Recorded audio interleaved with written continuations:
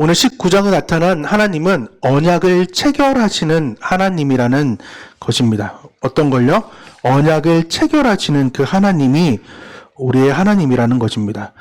오늘 19장에 이제 2절, 1, 2절의 상황을 보면은 이제 3개월 만에 드디어 하나님의 산, 지금 모세가 처음 만났던 그 하나님에 대한 호렙산에 드디어 도착하게 됩니다. 그 도착하는 그 상황 가운데에 5가지의 큰 문제들이 있었죠. 그래서 마라의 쓴물, 하나님을 찬양한 그 순간에 15장의 첫 부분이 있지만 후반부에는 마라의 쓴물이 있고, 음식 문제에 만나와 메추라기의 문제가 있고, 르비딤에서 마실 물이 없으니까 반석에서 물을 주시는 그 하나님, 또한 아멜렉의 공격을 통하여서 정말 어떻게 하나님께서 기도로서, 그리고 앞에 나아가는 그 싸움이 어떤 건지, 영적인 싸움이 어떤 건지를 또 알려주었습니다. 그리고 어제 우리는 모세의 건강이라고 했지만은 모세는 책임졌고 또한 위임하며 수용하는 삶을 살 때에 과로사하지 않고 영적인 것도 그렇게 할 수 있다. 그렇기 때문에 우리도 신앙은 삶의 일부가 아니라 신앙은 삶의 뿌리며 삶의 원리며 삶의 기준이라는 것을 알고, 또한 18장에는 선교의 첫 열매인 이드로의 그 제사장의 상황도, 모세의 장인의 상황도 함께 보았습니다. 총 오늘 시내산에 대한 상황이 8번의 등정이 일어나는데 오늘 3번의 등정이 오늘 19장에 일어나게 됩니다. 그러니까 시내산의 그 출애굽에서 모세가 하나님을 만나러, 하나님의 계명을 받으러 총 8번의 시내산에 올라가게 되어 그 중에 오늘 몇 번요? 총 1차, 2차, 3차가 오늘 등장하는 것이 바로 19장의 내용입니다. 모세는 이렇게 처음 만났던 그 하나님을 만나게 되었고, 다시금 자신에게 받았던 그 언약했던 그 하나님을 비로소 다시금 만날 수 있었던 계기가 됩니다. 우리 출애굽기 성경책 다 가지고 계시죠? 출애굽기 3장입니다. 3장 12절의 상황인데요. 하나님이 이르시되, 총 8번의 말씀 중에 5번째로 말씀하시는 하나님이 이르시되, 내가 반드시 너와 함께 있으리라. 내가 그 백성을 애굽에서 인도해낸 후에 너희가 이 산에서, 즉 오늘 함께 올라가게 된, 모세가 올라가게 된 그 시내산 호렙에서 하나님을 섬기리니 이것이 내가 너를 보낸 증거니라. 라는 그 일들이 오늘 지금 19장 3개월 만에, 출애굽한 3개월 만에 이제 일이 진행되고 있습니다. 첫 번째 등장에서는 언약 백성에 대한 그 이스라엘의 정체성을 하나님께서는 말씀해 주고 있습니다. 모세는 과연 처음으로 이제 1차 등장하는 이 순간을 어떻게 갔을까요? 저는 상상을 해봤을 때에 눈물을 흘리며 가지 않았을까라는 생각을 합니다. 정말 자기가 좋아했던 곳, 자기가 가고 싶었던 곳에 가면은 감격에 벅차서 눈물이 절절 흘러가는 것처럼 모세도 아마 1차 등장할 때 울지 않았을까, 울면서 꺽꺽거리면서 이렇게 가지 않았을까를 상상을 좀 해야 되는데, 지금 바로 그 자리에, 자기가 하나님의 말씀을 거부했던 그 자리에, 자기에게 말씀하시는 하나님의 증거가 모두 헛된 것이라고 생각했던 그 자리에, 자기로서는 도무지 이룰 수 없을, 이루어질 수 없을 것이라고 여겼던 그 자리에 지금 모세는 어떻게 하고 있어요? 오고 있는 거죠. 걷고 있고. 얼마나 행복하겠어요. 과연 여러분이 하나님을 만나는 그 순간순간의 일들의 상황을 볼 때에 정말 하나님께서는 하나의 방법으로 이 일들을 감당하고 있었던 거죠. 아, 이것이 하나님의 방법이었구나.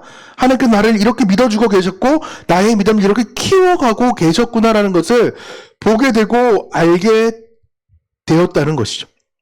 그래서 4절에서 6절의 상황을 읽어보면은 7절까지 이렇게 좀 요약을 할 수 있습니다. 하나님이 이스라엘에게 베풀어 주신 그 구원의 역사, 비록 18장에서 장인에게, 그 이드로에게 정말 신명나게 막 신나게 얘기했던 그 상황들을 다시금 하나님이 이스라엘 베풀어 준 그 구원의 역사, 또 언약의 기본적인 조건들, 그리고 제일 중요한 세 번째가 언약 백성의 정체성, 그러니까 즉 눈의 특권이 뭐냐, 신분이 무엇이냐, 책임, 사명이 무엇이냐, 성격이, 즉 삶의 능력이 무엇인지를 1차 등장을 통하여서 하나님이 말씀해주고 모세는 또한 내려오게 됩니다. 그리고 나서 두 번째 8절 14절에 두 번째 다시 올라가게 돼요. 여호와의 시내산 강림을 위해 이스라엘을 이제 준비시킵니다. 왜 하나님을 만나게 되어야 되니까 자신뿐만 아니라 이제 이스라엘 백성들이 아까 아멘 하였기 때문에 이제 하나님께로 나아가야 되는데 오늘과 내일 이틀 동안 셋째 날 하나님 만나게 될 것인데 오늘과 내일 성결케 한 후에 옷을 세탁하여 깨끗하게 갈아입고 셋째 날에 기다리라고 특별히 여인을 성적으로 물러나게 하지 말고 여인을 가까이 하지 말면서 정말 몸을 정결케 하고 성결케 해서 하나님을 만날 준비를 하라고 말씀을 하셨고 산에 오르거나 또한 그 하나님께서 말씀했던 그 경계를 침범하지 말라라고 말씀하셨고 세 번째 나팔을 길게 불 때에 모두 산 앞에 나오라고 하나님께서는 말씀을 하고 계셨습니다. 이것이 두 번째 올라갔던 등정의 상황이고 오늘 19장의 세 번째 등정은 시내산에 강림하신 이제 여호와의 지시사항이 일어나게 됩니다. 그것은 무엇이냐? 아까 2차 때 얘기했던 시내산에 접근하는 것을 경고함으로써 그들을 보호하십니다. 즉 선악과 처음에 창세기에 말씀했던 그 선악과의 상황들을 말씀을 지키는지 안 지키는지 보기 위한 그 하나님의 경고함 그들을 보호하심이 있고 또한 여호와께서 가까이 하는 제사장들에게는 그 몸을 더욱더 성결하라고 다시금 지시하고 당부하였으며 가까이 있는 제사장들은 백성들과 동일하게 경계선을 넘지 말 것을 지시하며 이제 아론과 함께 올라오라고 말씀하고 있는 것이 세 번째 오늘 등정의 상황인 거예요. 재미있는 것은 이 모든 것들을 또한 알고 또한 백성이 알려주는 것이 세 번째 마지막 등정의 사건입니다. 이것이 무엇이 좀 중요하냐?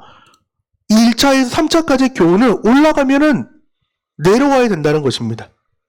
그리고 하나님을 경외해야 되며 하나님의 백성의 정체성을 아까 첫 번째 등장에서 바로 알라라는 것이 오늘 1차에서 3차의 등정. 이게 되게 중요해요. 시내산 언약에 맺었던 그 언약이 정말 중요합니다. 그래서 성물화되는 그 모세 6차 때 등정에 십계명을 받아들이고 내려오는 그 순간에 언약이 파괴되는 그 순간이에요. 그래서 모세는 그 십계명을 던지게 되는 그 언약의 파괴에서 다시금 그 언약을 체결하시는 그 하나님 그리고 성막에서 이제 어떻게 살 것인지를 하나님께서 말씀해주고 있는 거기 때문에 아브라함의 그 언약들이 하나하나가 정말 중요하다는 거예요. 오늘 19장에 대한 교훈이 뭐라고요? 첫 번째가 올라가면은 내려와야 된다는 거예요. 신앙을 이렇게 생활하다 보면은 정말 좀 특별한 그러한 여름 같은 경우 지금 코로나 때문에 정말 여름 성경학교 또 여름 수련회가 정말 그리울 때인데 특별히 정말 기도하러 산에 올라가고 기도원에 올라가면은 정말 그것이 너무 좋아가지고 거기에만 계속 있으려고 할 때가 너무나도 많이 있어요. 하지만 우리는 궁극적으로 이 땅 가운데 살아갈 사람이에요. 그렇기 때문에 받았던 그 은혜가 있더라도 다시금 내려와서 모세가 백성에게 하나님의 말씀을 전해주었고 그들이 순종하게끔 했던 것처럼 우리도 1인 1예배를 통하여서 받았던 그 하나님이 어떤 분인지를 바로 알고 또한 내려가서 IT 전도를 또 만나서든 여러 가지 관계를 통하여서 우리는 전도하는 삶을 살아가야 됩니다. 두 번째는 하나님을 경외하라고 말씀하고 있습니다. 이 경외하다가 무엇이냐면은 창세기 22장의 야레라고 말씀을 드렸어요. 언어 유희처럼 이렇게 적었는데 그렇게 되면은 여호와 이레의 하나님으로 찾아오는 거예요. 즉 우리는 하나님을 경외할 때에 비로소 하나님이 모든 것을 준비시키는 거예요. 하나님께서는 우리를 먼저 예배자로 부르고 계셨고 또한 그 예배자의 삶을 살 때에 즉 얼굴과 얼굴을 함께 맞다면서 얘기하고 교제할 때에 비로소 내 모든 것들을 하나님이 원하시는 때 하나님 원하시는 방법으로 채워주시는 것이 하나님을 경외 즉 야레할 때에 하나님께서 모든 것을 이래한다는 법칙을 오늘도 우리는 이 시내산 등장 1차에서 3차의 19장을 통해서 우리는 바로 알아야 됩니다. 재밌는 것은 하나님께서는 우레와 번개와 빽빽한 구름과 큰 나팔 소리로 백성에게 나타났지만 신의 현현이 드러났지만은 백성이 비록 두렵고 떨었지만은 도망가진 않았어요. 오히려 가까이 하나님께 나아갔어요. 비록 하나님과의 경계는 있었지만은 더욱더 그 경계 가운데에 앞으로 나아가는 그 모습을 볼 수 있는 거죠. 우리는 예수님께서 십자가에서 모든 것을 해결하셔서 이제 휘정이 갈라짐으로써 우리는 하나님께 나아갈 수 있는 담력을 얻었죠. 그러니까 주저하지 마시고 진짜 맨 앞자리로 코앞까지 하나님의 얼굴을 뵙는 예배자로 우리는 거듭나야 됩니다. 세 번째는 하나님께서는 하나의 백성의 그 정체성을 바로 알라라고 말씀하고 있어요. 정체성 아까 무엇이에요? 하나님께 누릴 특권, 즉 신분이 있다. 두 번째는 사명 책임감이 있다. 그리고 삶의 능력, 즉 성격이 있다라고 말씀하고 있습니다. 우리 출애굽기 19장 5절 6절 말씀 우리 크게 한 목소리로 읽겠습니다. 세계가 다 내게 속하였나니 너희가 내 말을 듣고 내 언약을 지키면, 하나님께서는 내 말과 내 언약을 지키라고 무수히 지금 말씀하고 있는데, 너희는 그렇게 되면은 모든 민족 중에 내 소유가 되겠고 너희가 내게 대하여 제사장의 나라가 되며 거룩한 백성이 되리라 라고 말씀하고 있어요. 어떻게요? 하나님께서는 먼저 신분을 말씀해 주고 있습니다. 니네 신분이 무엇이냐? 내 소유라는 거예요.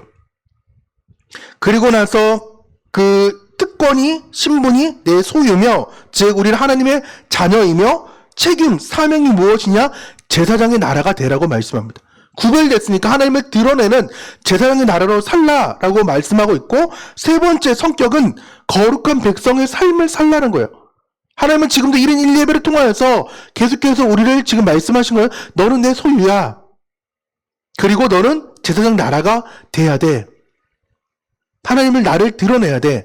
그것이 무엇이냐? 거룩한 백성으로 나오라고 말씀하고 있습니다.